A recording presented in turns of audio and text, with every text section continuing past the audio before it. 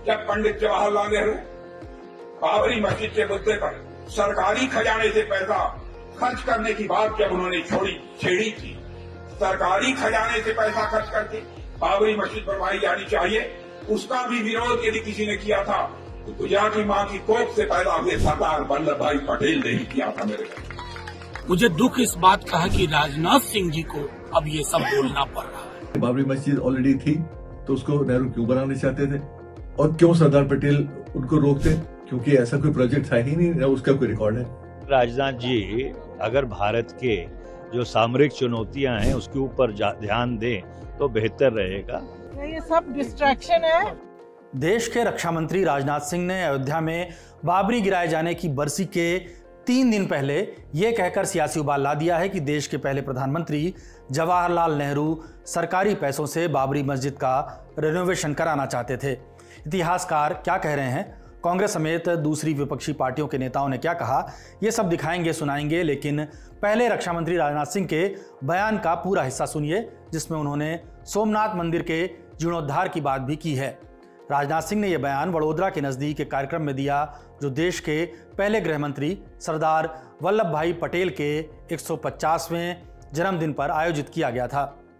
जब पंडित जवाहरलाल नेहरू बाबरी मस्जिद के मुद्दे पर सरकारी खजाने से पैसा खर्च करने की बात जब उन्होंने छेड़ी थी, सरकारी खजाने से पैसा खर्च करके बाबरी मस्जिद बनवाई जानी चाहिए, उसका भी विरोध यदि किसी ने किया था तो गुजराती मां की कोख से पैदा हुए सरदार वल्लभ भाई पटेल ने ही किया था। मेरे और उस समय सरकारी पैसे से उन्होंने बाबरी मस्जिद नहीं बनने दिया। फिर नेहरू जी ने सोमनाथ मंदिर के पुनर्निर्माण का सवाल उठाया। नेहरू जी ने क्या कहा, जब पुनर्निर्माण का सवाल उठाया तो बड़े ही शांत भाव से सरदार ने शांत पर दृढ़ स्वर में इस बात को स्पष्ट किया, सोमनाथ मंदिर का मामला अलग है, वहां 30 लाख रुपए जनता ने दान दिए हैं, एक ट्रस्ट बनाया गया है और इस काम में सरकार का 1 कौड़ी भी पैसा खर्च नहीं हुआ है, यह सरदार वल्लभ भाई पटेल ने।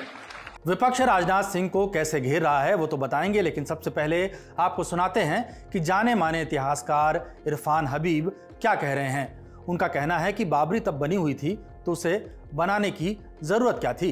बड़ी आश्चर्य की बात है कि राजनाथ सिंह जैसे मंत्री जो इतने सीनियर मंत्री हैं वो इस तरह का स्टेटमेंट दें, इतिहास के बारे में ऐसे इस तरह से खिलवाड़ करें और कहें कि नेहरू पब्लिक फंड से सरकारी पैसे से बाबरी मस्जिद को बनाना चाहते थे। पहली बात तो ये कि बाबरी मस्जिद ऑलरेडी थी तो उसको नेहरू क्यों बनाना चाहते थे और क्यों सरदार पटेल उनको रोकते? क्योंकि ऐसा कोई प्रोजेक्ट था ही नहीं, न उसका कोई रिकॉर्ड है। तो राजनाथ सिंह जब ये बोलते हैं तो ये पब्लिक कंजम्पशन के लिए बोला जाता है और इतिहास के साथ ये एक मजाक है। मुझे नहीं लगता है कि ऐसी कोई स्टेटमेंट बिना किसी सोर्स के देना चाहिए। अब आते हैं कांग्रेस पर। मोदी सरकार नेहरू पर निशाना लगाने का कोई मौका नहीं छोड़ती।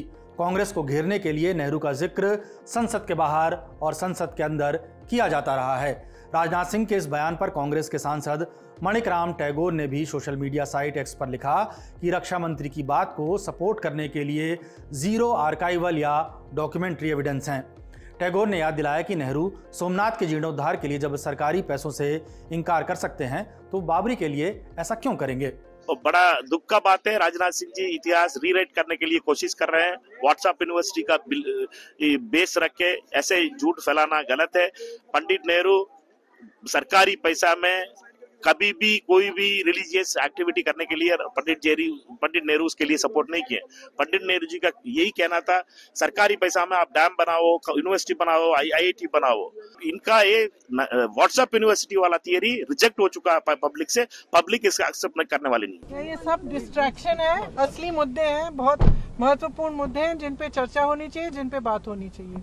और ये सब रोज ये कुछ ना कुछ डिस्ट्रैक्शन उठा लेते हैं ताकि हम फिर बयान दें, वो बयान दें, और जो असली मुद्दे हैं पब्लिक के वो उस पर कोई चर्चा ना हो। राजनाथ सिंह अटल आडवाणी के दौर के नेता हैं। विपक्ष भी उनका सम्मान करता है। यही वजह है कि आरजेडी के राज्यसभा सांसद मनोज झा जैसे नेता भी उनके बयान का विरोध इस तरह से कर रहे हैं। अगर ये बयान योगी जी की ओर से आता, अमित शाह जी की ओर से आता, तो ना तो मुझे आश्चर्य होता, ना मुझे दुख होता। मुझे दुख इस बात का है कि राजनाथ सिंह जी को अब ये सब बोलना पड़ रहा है। ये व्हाट्सएप फॉरवर्ड पे उनके पार्टी के बाकी लोग उसी पे सरवाइव कर रहे हैं। राजनाथ सिंह जी की पूंजी बड़ी है, पता नहीं क्यों उनके अंदर अब इस प्रकार की चीजें आ रही हैं। मैंने बार बार कहा, उस दौर के खतों को पढ़िए, आर्काइवल मटेरियल है। कहे तो मैं 2-4 किताबें बता दूं ताकि नेहरू और उस दौर के लोगों को समग्रता में समझने की कोशिश कर पाए। यही उनसे आग्रह होगा। नेता बयानबाजी करके निकल जाते हैं, बातें पब्लिक मेमोरी में रह जाती हैं।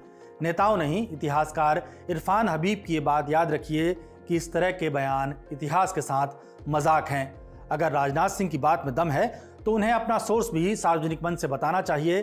जिस तरह उन्होंने सार्वजनिक मंच से ये बात कह दी कि नेहरू सरकारी पैसों से बाबरी को बनवाना चाहते थे, लेकिन वल्लभ भाई पटेल ने उन्हें ऐसा करने से रोका।